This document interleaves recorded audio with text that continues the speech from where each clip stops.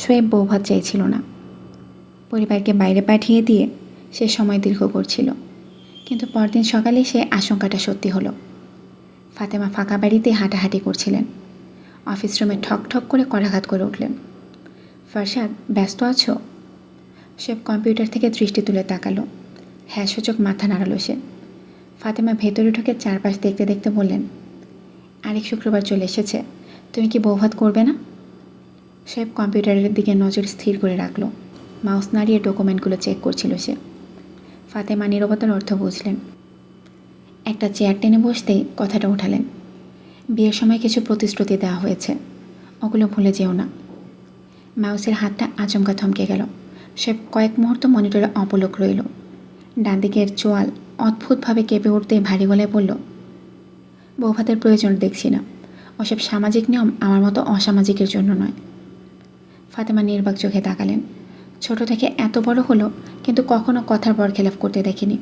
ফাতেমা অবাক গলায় শুধালেন, বিয়ের আগে কথা ছিল শাওলিন ঢাকায় ফিরবে, ও সব কিছু ঢাকায়, পড়াশোনা এখনও চলছে, তুমি প্রতিশ্রুতি রাখবে না? সে রিভলভিং চেয়ারে গায়ে এলিয়ে দেয়। দাদির চোখে চোখ রেখে ঠান্ডা গলায় বলল, যখন ঢাকায় পোস্টিং হবে ভেবে দেখব, কিন্তু এখন আমার কাছেই থাকবে। ফাতেমা হতবাক হতে হতে এক পর্যায়ে ক্রুদ্ধ হন। রাগত স্বরে বলেন, এটা অন্যায় করছো ফারশাদ। রেবেকা যে অন্যায় করেছে, তুমিও একই ভুল করছো। সে না ভঙ্গিতে মাথা নাড়ালো। দুহাতে কলম নাড়াচাড়া করতে বললেন, রেবা নিয়মের ভেতর রাখতো, আমি কোনো নিয়ম চাপিয়ে দেব না, এখানেও স্বাধীনভাবে থাকবে। রেবা মানবে মনে করো? ওকে আউট অফ সিলেবাস মনে করি। ফাতেমা কিছুক্ষণ তাকিয়ে থেকে চেয়ার ছেড়ে উঠলেন। যেতে পথে থমকে গেল চোখ। দরজায় দাঁড়িয়ে থাকা নারী মূর্তিকে দেখে ফাতেমা অপ্রস্তুত হয়ে যান। সন্তর্পণে ভেতরে ঢুকলো শাওলিন, ট্রে হাতে কফির মগ। ফাতেমা ইতস্তত হেসে বললেন, নাস্তা করেছ? শাওলিন ট্রে থেকে মগ নামিয়ে বলল, করেছি দাদি, আপনার জন্য চা রাখা আছে, খাবার টেবিলে রাখা। ফাতেমা এতটুকু সমাদরে ভীষণ খুশি হলেন। তিনি চায়ের তেষ্টায় ভুগছিলেন, কিন্তু মেয়েটা স্বামীর জন্য কফি বানাতে গিয়ে চা করতেও ভোলেনি। মৃদু হেসে মাথায় হাত বুলিয়ে চলে গেলেন ফাতিমা। পেছনের দরজা বন্ধ করার শব্দে শাওলের সামনে ফিরে তাকালো। চরম বিরক্তির গলায় বলে উঠল, আমার ফোন থেকে শ্রেষ্ঠাকে মেসেজ দিয়েছেন? সে ভ্রুকুচকে জরুরি ফাইল দেখছিল। কথাটার কোনো ভ্রুক্ষেপ করল না। শাওলিন ডেস্কের ডান পাশে ঘুরে শোয়েবের কাছে গিয়ে বলল, আপনাকে কিছু প্রশ্ন করেছি, আপনি আমার ফোন ধরেছেন? শোয়েব কোচকানো ভ্রু নিয়ে মাউসে পরপর ক্লিক করে বলল, কিসের ফোন? আমার ফোন। আপনি আমার ফোন ধরেছেন কেন? ওটা আমার ফোন। শাওলিন ভ্যাবা চেকে খেয়ে বলল, আপনার ফোন মানে? আপনার কিভাবে হলো? তোমার ফোন আমার ফোন, আমার ফোন তোমার? শাওলিন বিস্ময়ে কথা বলতে পারল না। এ কেমন যুক্তি? কঠিন পাসওয়ার্ডও ওনার কাছে ডাল ভাত হয়ে গেছে। চতুর এই লোক লক স্ক্রিনটা অদ্ভুতভাবে সরিয়ে দিয়েছে। সে আর চোখে শাওলিনের মোড় অবস্থা দেখে বলল, এখানে বসো। উড়োর উপর হাত চাপড়ে দেখালো সে। শাওলিন এক পলক দেখে নিয়ে দ্বিধা চোখে তাকালো। পিছিয়ে চলে যেতে নেবে, মেঝেতে লুটানো লম্বা আঁচলের প্রান্তে টান খেলো শাওলিন। থমকে তাকিয়ে দেখলো সে পা দিয়ে আটকে ফেলেছে। শাওলিন লম্বা আঁচলটা হাতে মুঠো পাকিয়ে বলল, ছাড়ুন। তোমাকে বসতে বলেছি, ওটা বসার জায়গা না। তুমি আগেও একবার বসেছ। মুহূর্তে গাল দুটো গরম হয়ে গেল। শাওলিন লজ্জায় কথা বলতে পারল না। সে এক পলক তাকে আশ্বস্ত করে বলল, কিছু করব না, বসো। শাওলিন তার ঠোঁটের কোণে হাসি মিলিয়ে যেতে দেখল। মন থেকে আশঙ্কাটা এখনও দূর হচ্ছে না। বিশ্বাস করবে, নাকি শেয়ালের কাছে মুরগি ধরা দেওয়ার মতো কিছু ঘটবে? শাওলিনকে দ্বিধাগ্রস্ত দেখে সে হাত বাড়িয়ে দিল, আসো। শাওলিন নিঃশব্দে অগ্রসর হলো। শাওলিনকে বাঁ হাতে টেনে নিজের কোলে বসালো সে। সরু কোমরটা ডান হাতে আবদ্ধ করে বলল, দরজায় দাঁড়িয়ে কথাগুলো শুনেছ? শাওলিন মুখের উপর শোয়েবের শ্বাস টের পেল। চোখ দুটো বন্ধ করে আবার তাকালো সে। প্রতিশ্রুতি কী ছিল? সে এক মুহূর্তে কালো চোখে চোখ মিলিয়ে রাখল। তারপর বাঁ হাতে শাওলিনের ডান হাত তুলে চুমু খেয়ে বলল, তোমাকে ঢাকায় ফিরতে দেওয়া, যেটা আমি চাই না। এখানে কিছু মাস থাকতে হবে না? ঢাকায় আপনাদের বাড়ি নেই? পুরনো বাড়ি আছে, সেখানে দাদির সঙ্গে যদি থাকি। আমার কী লাভ? শাওলিন কিছুক্ষণ তাকিয়ে থেকে চোখ নামালো। খানিক হেসে আবারও তাকালো। সে চোখের তারা দুটো নাড়াচ্ছে। বাঁ হাতে শাওলিনের কোমল হাতটা মুঠো পাকিয়ে নিচ্ছে। শাওলিন অন্য হাতে অসহ্য চশমাটা খুলে নিতে যাবে, এমন সময় টেলিফোনে বেজে উঠল। সে দাঁত চিপিয়ে বলল, মাদাফা। গালিটা ঠোঁটেই থেমে গেল। শাওলিনের হাসি যেন মুহূর্তে সমস্ত রাগ গলিয়ে দিল। হাসির দমাকে কপালের ওপর ছোট চুলগুলো দুলছে। সে চারপাশের সম্বন্ধে ভুলে গেল। শাওলিন হাসছে, ও প্রাণ খুলে হাসছে। বুকের ভেতর অদ্ভুত এক প্রশান্তি ছড়িয়ে গেল শোয়েবের। মনে হলো যেন দীর্ঘ খরার পর শুকনো মাটিতে প্রথম বৃষ্টি নেমেছে। এই শান্তি, এই স্নিগ্ধতা শোয়েব প্রকাশ করতে পারল না। তবে কি এই মিষ্টি হাসির জন্যই অস্থির হতো মন? সেদিন খাগড়াছড়িতে বুধবার সন্ধ্যায় শেগুফতা মিথিলা চলে এলো। মায়াবী লেক, আলুটিলা স্পট, ঝুলন্ত ব্রিজ দেখে চলে আসে বাড়ির লোকদের সাথে। শেগুফতা একদিন যে আশঙ্কা করেছিল সেটা সত্যি হয়েছে। উদ্ধার করে আনা মেয়েটাই আজ শোয়েবের বউ। বজ্রহতের মতো শাওলিনের দিকে তর্জনী তুলে আহসানকে বলল, তুমি তুমি এর জন্যই নাম জানাওনি? মিথিলা শাওলিনকে দেখে কয়েক মুহূর্ত কথা বলল না। যখন শাহেদ মিথিলাকে টেনে নিয়ে যায় তখন জাবের অধরাকে ইশারা করে। জাবের চারপাশে তাকিয়ে দেখলো শোয়েব নিচে নেই। স্বস্তিতে নিঃশ্বাস ছাড়ল। অধরা স্বামীর ইঙ্গিতে শাওলিনকে সরিয়ে নিয়ে গেল। শাওলিন সব বুঝতে পেরে অধরাকে জিজ্ঞেস করল, ওনারা দুজন এমন করলেন কেন? অধরা আমতা আমতা করে উত্তরটা দিল, তারা ভাবেনি শোয়েব তোমাকে বিয়ে করেছে। শাওলিন উত্তরটা অসন্তুষ্ট হয়ে বলল, আপনারা কিছু বলেননি কেন? কিভাবে বিয়েটা হলে কিছুই জানাননি? অধরা ক্লান্ত গলায় বলল, আস্তে ধীরে সব জানবে শাওলিন, এসব নিয়ে এখন মাথা ঘামিও না। ভাবি, এখন জানালে ভালো হতো না? অধরা যেতে যেতে পা থামিয়ে তাকালো। ঠোঁট দুটো মৃদু টিপ দিয়ে বলল, শোয়েব বোধহয় চটে আছে শাওলিন, তোমার এখন এদিকে মনোযোগ না দিয়ে উপরে যাওয়া উচিত। শোয়েব তোমাকে যেতে দিতে যাচ্ছে না। অধরা আর দাঁড়ালো না। প্রশ্নের সমুদ্রে শাওলিনকে একা রেখে চলে গেল। শাওলিন দ্বিধা চোখে প্রতিটা মানুষকে বিচার করছে। কেমন খাপ ছাড়া লাগছে না? বাইরে থেকে যতটা হাসি খুশি দেখায়, সম্পর্কের ভেতর যেমন ততটাই দ্বন্দ্ব। শাওলিন উপরে গিয়ে ঘরে প্রবেশ করলো। আশ্চর্য হয়ে চারপাশে তাকাতে লাগলো। কী ব্যাপার? বাথরুম ফাঁকা, সংলগ্ন বারান্দাটাও ফাঁকা। শোয়েব কখন নিঃশব্দে চলে গেছে কেউ টের পায়নি। বৃহস্পতিবার সকাল 7টায় গাড়ির আওয়াজে শাওলিনের ঘুম ভাঙল। শাওলিন চোখ কচলে জানালা দিয়ে তাকালো। সোনালি রৌদ্র ওর পেলব মুখে উষ্ণতা ছড়িয়ে দিয়েছে। চুলগুলো কানের পেছনে গুজে দিতে রাফানের কালো গাড়িটা দেখতে পেল। লোহার গেট দুটো বন্ধ হয়ে যাচ্ছে। কালো গাড়িটার 4টা দরজা একসাথে খুলে গেছে। প্রথমে নামলেন মোর্শেদা। রেবেকা ছুটি না পাওয়ায় মাকে পাঠিয়েছে। তারপর একে একে শ্রেষ্ঠা, নাজিফ, সোহানা নামছে। দৃশ্যটা দেখে দ্রুত বিছানা থেকে নামলো শাওলিন।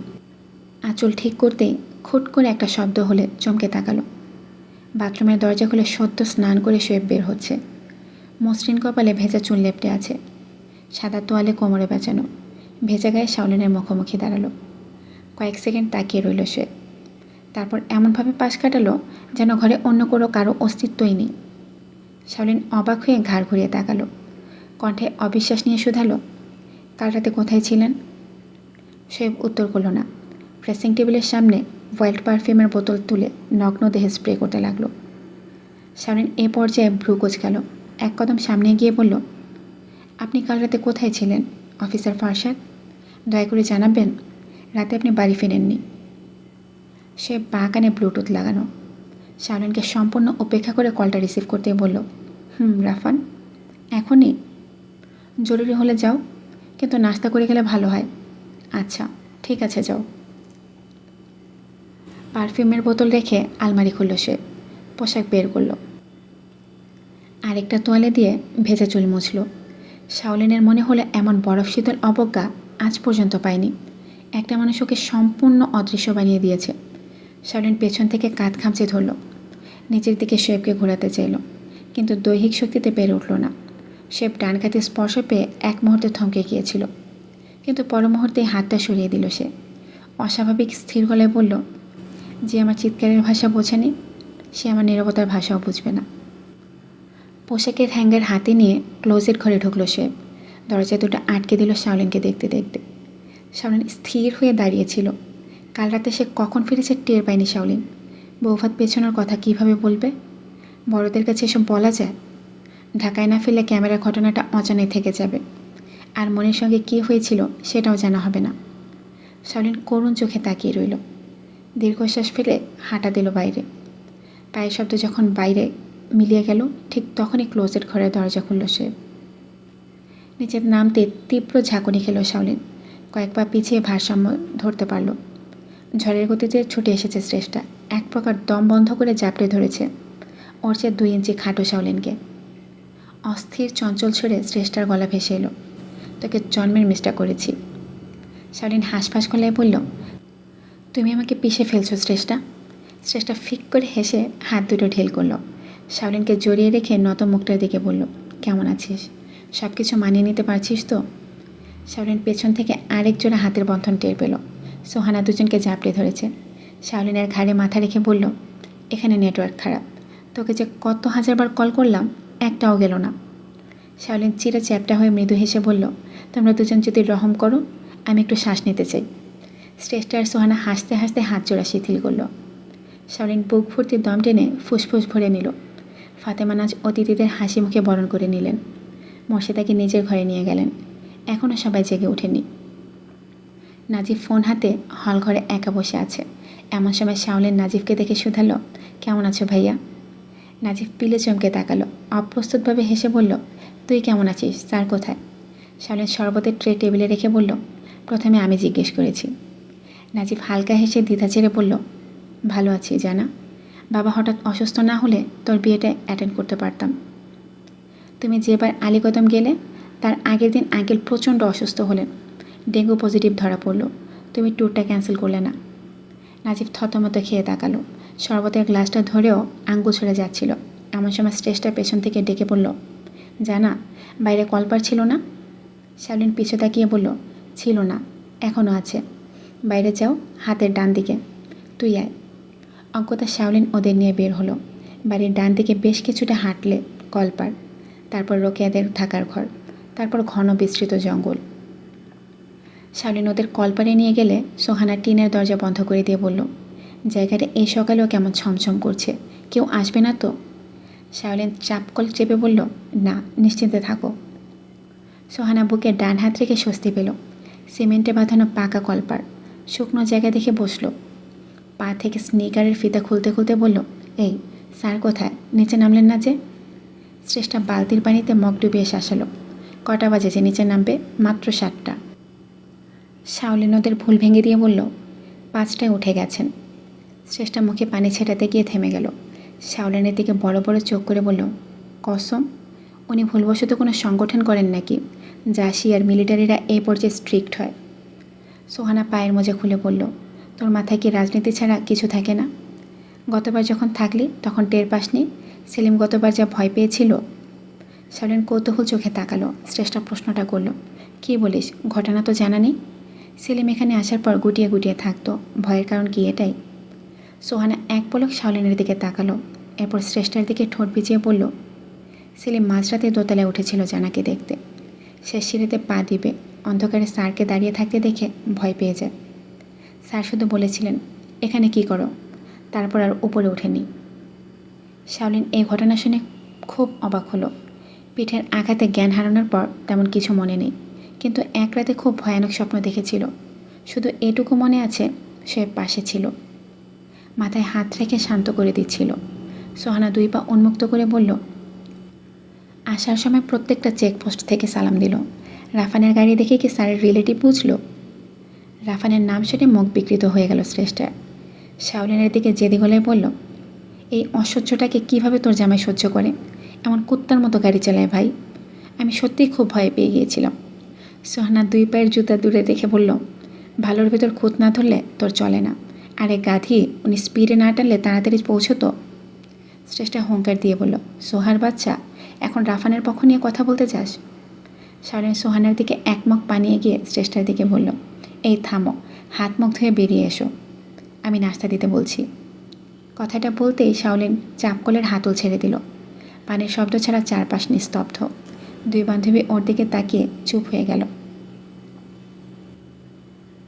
মাঝে একদিন থেকে ঠিক দুপুরে ফিরে যাওয়ার বন্দোবস্ত হলো। পরিবারের সবার সঙ্গে পরিচিত হলো শ্রেষ্ঠারা। স্রেফ শেগুফতা আর মিথিলা কেমন যেন গোমরা মুখে রইল। শোয়েবের সঙ্গে কথাবার্তাও টুকটাক হলো, কিন্তু শ্রেষ্ঠার সূক্ষ্ম নজরে কিছু বিষয় এড়ালো না। শাওলিন পানি ঢেলে দিলে শোয়েব অন্য গ্লাসে পানি ঢেলে নিল। কফির মুখ সামনে দিলে শোয়েব স্পর্শ করল না। শাওলিন যখন লাগেজ বের করলো, শোয়েব দোতলার বারান্দা থেকে দুহাত পকেটে দিয়ে দাঁড়িয়ে দাঁড়িয়ে দেখল। সবার কাছ থেকে বিদায় নিয়ে শাওলিন গাড়িতে উঠল, কিন্তু শোয়েব তখনও তফাতে দাঁড়িয়ে চুপ। এগুলো না। পকেট থেকে হাত দুটো বেরও করলো না। স্রেষ্টা ফিসফিস করে সোহানার চুল ঠিক করতে বলল। মনে মনে যা ভাবছি তাই, ওর ভাবে ভেজাল করছে। সোহানাও চুল ঠিক করার ভঙ্গি করে বলল, মহিলার মাথা ভর্তি গোবর। ঢাকা থেকে খাগড়াছড়ি কত দূর, রিসেপশনটা দেরিতে হলে কি হতো? সেটাই, 1 সপ্তাহ মাত্র হয়েছে। এই মহিলা চাপ দিয়ে বলছে জানার পরীক্ষা, এক্ষুনি আসা লাগবে। পার্বত্য অঞ্চলের পোস্টিং নিয়ে খোটাও দিয়েছে। সোহানা আশ্চর্য হয়ে বলল, মহিলা পাগল নাকি? আর তুই এই খবর কোথায় পেলি? অধরা আপু জানালো, বুধবার দুপুরে বেশ বড়সড় ঝামেলা হয়েছে। জানার চাচা শ্বশুর মনে হয় স্যারকে দেখতে পারে না। দুই বান্ধবী এক পর্যায়ে কথা বন্ধ করলো। যাবার সময় হয়েছে। জানালা সংলগ্ন সিটে শাওলিন বসার পর রোকেয়ার দিকে হাত বাড়ালো। রোকেয়া ঝুঁকে এলো, শুধালো, আমার নাম্বারটা সেভ করছো না? করছি ভাবি। এরপর মতিনের দিকে ইশারা করলো। মতিন একইভাবে ঝুঁকে এলো শাওলিনে বলল, মতিন ভাই, ওই অসভ্য পিয়নটা যদি না ছাড়ায় আমাকে একবার কল দিবেন। আমার সমস্যা নেই ভাবিজান, ওই পিয়ন হালায় আবার আইলে ছিঁড়া ফেলামো। শাওলিন হেসে রোকেয়ার দিকে বলল, কোনো দরকার হলে কল করবে, কেউ যদি নিষেধ করে তবু করবে। রোকেয়া ইঙ্গিতটা বুঝে হাসি দিয়ে বলল, টেনশন করেন না ভাবি, ভাইজানের খবর আপনারই দিব। আসি। মোশাররফ ড্রাইভিং সিটের দরজা খুলছে। শাওলিন চট করে হাতের ফোনটা বের করলো। এক মুহূর্তে ফটাফট টাইপ করে পাঠালো, ছুটি পেলে আসবেন, যাবি ঘোরাবো। গাড়িটা ছেড়ে দিয়েছে। শাওলিন জানালা দিয়ে বাইরে তাকিয়েছিল। যেতে যেতে দেখলো সে ফোনের ভাইব্রেশনে মাথা নিচু করেছে। ফোন বের করতে বা হাতটাও পকেট থেকে বেরোলো। শাওলিন স্তব্ধ চোখে শেষ দৃশ্যটা দেখল। বা হাতটা রক্তে ভেজা, আঙ্গুলের ফাঁক দিয়ে টপ টপ করে রক্ত ঝরছে। কীভাবে এমন হলো বুঝে উঠতে পারল না শাওলিন। সে ডান হাতে কিছু একটা লিখছে। তারপরে গাড়ি ব্যাগ নিয়ে দৃশ্য হারালো। শাওলিন কোলের ওপর কম্পন টের পেতে ফোন হাতে তুলল। বুকটা হঠাৎ মোচড় দিয়ে উঠল। স্ক্রিনে মাত্র 4টি শব্দ ভেসে উঠল, ছুটি পেলেও যাব না।